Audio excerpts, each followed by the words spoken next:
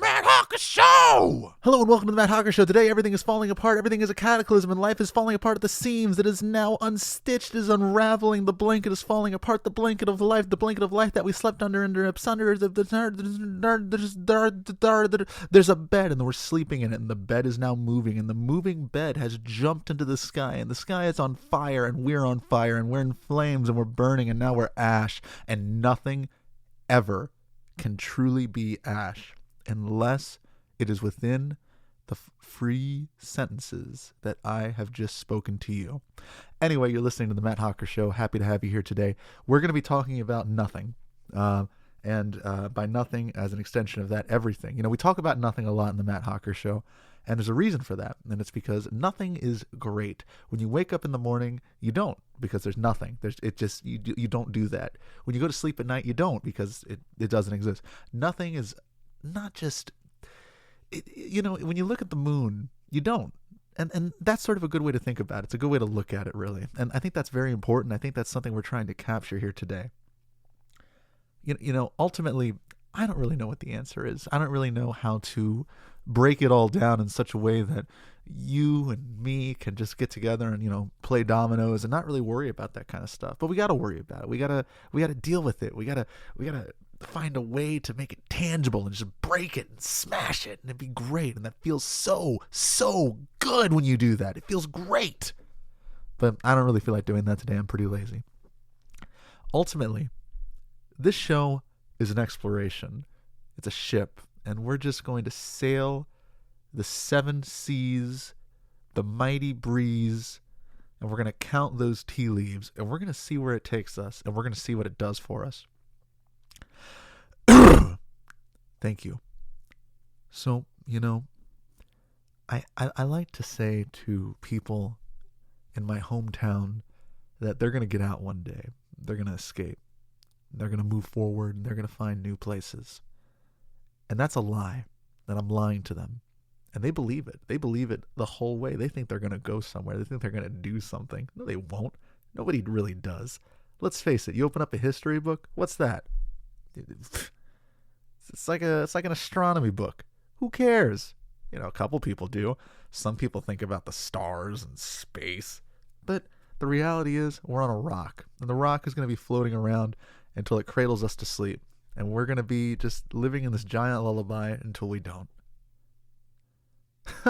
That was pathetic. All of that was pathetic.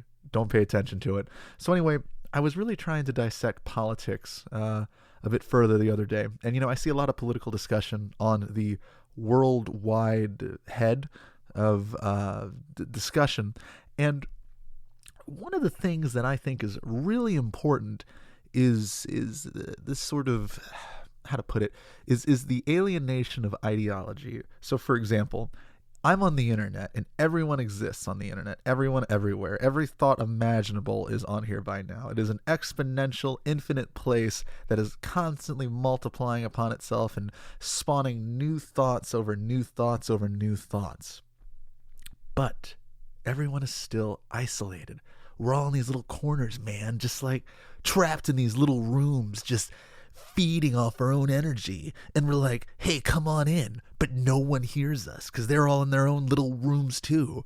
But if you're someone who doesn't speak and you just watch and you just read, you see everyone in their little rooms just feeding off themselves, eating their own flesh without them even realizing it. That's crazy. How is that possible?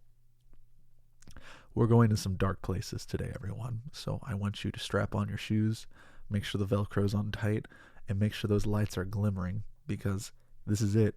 We don't go any deeper than this. We're in the dark place.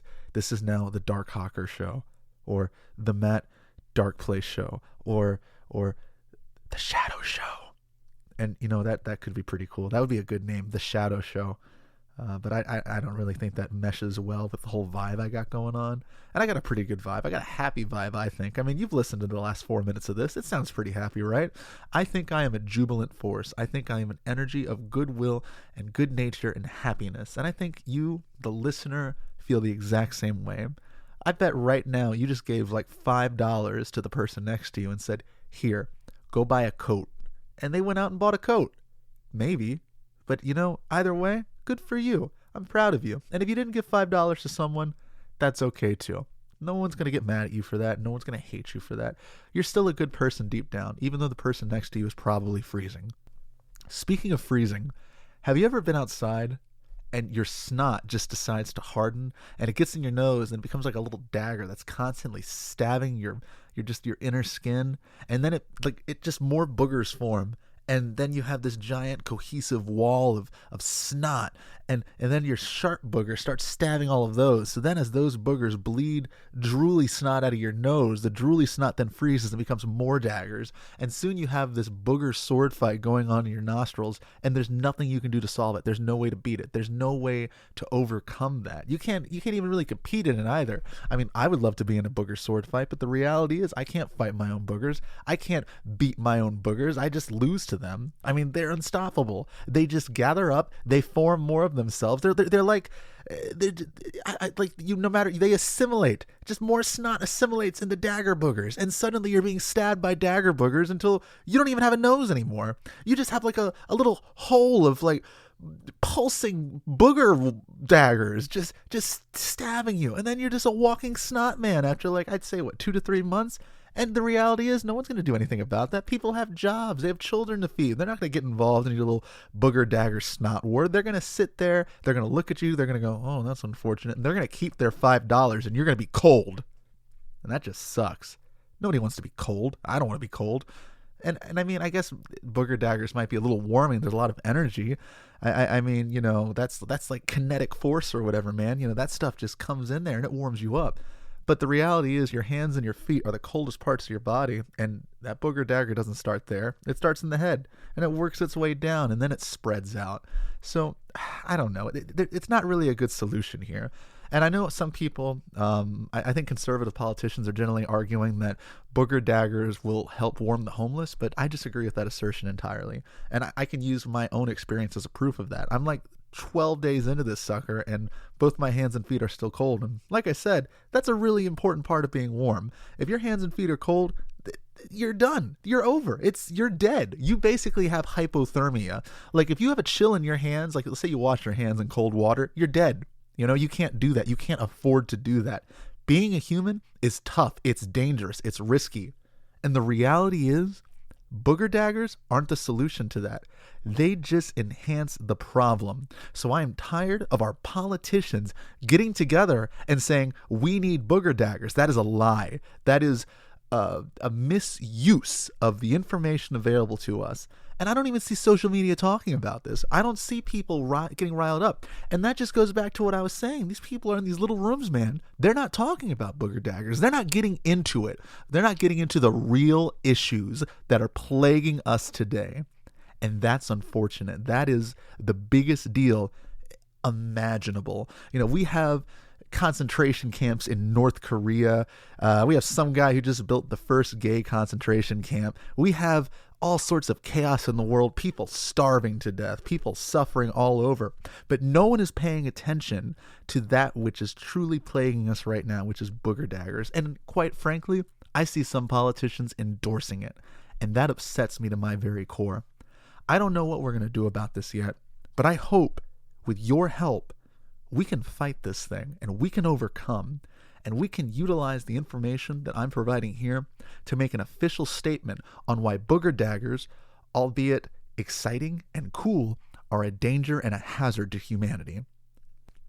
But let's change the focus for a moment. Has anyone here ever seen a real bird man? A man who is bird? And that's something that has been interesting me lately. I see a lot of birds and I see a lot of people, but I don't really see bird people. And I'm a little confused about that because I figured they would be everywhere. We have a big world. I mean, it makes sense to me. And in all of lore we have, there's angels and there's mermaids, but there's no bird people. Like if you want to be a flying humanoid being, you have to be some deific being or some, mystical force with magical powers. You can't just be a bird person. I mean, they have mermaids and mermen, just dudes swimming around with fishtails, but there's no like flying people. It's always like just the great fabulous god things. I mean, the closest thing to a flying being that I can think of that isn't deific is like, I don't know, like a Pegasus. But I'm pretty sure those are made by gods or whatever. And even then, that's a horse bird. I don't want a horse bird. I want a man bird or a bird man. Whichever one, it doesn't matter. Maybe it's a bird with human arms, but no. It's got to be a dude or a dudette with wings. That's what I'm talking about. And that's really what we need today. I am tired of just hearing about fictional bird people. We need to make it. We have the technology. Could you imagine maybe you're using OkCupid or you're using some online dating profile and you get a message from bird person 263. Oh man, you get to go out on a date. You get to be picked up in style. They will literally lift you off the ground going, and they'll just pick you up and it'll be incredible. Amazing. That's what I need. That's what I really want. And, I hope we can get to work on this, and I hope we can come together to, really start penetrating this issue as hard as we can, just thrusting in there and finding the solution we need for this kind of subject matter. Anyway, that's the show today. Thank you for listening. I hope you find my insights welcome and encourage them and help me grow, because I need you. I really, really need you to be a better person. Not you to be a better person, but me. I need to be a better person. Thank you for the help. See you next time.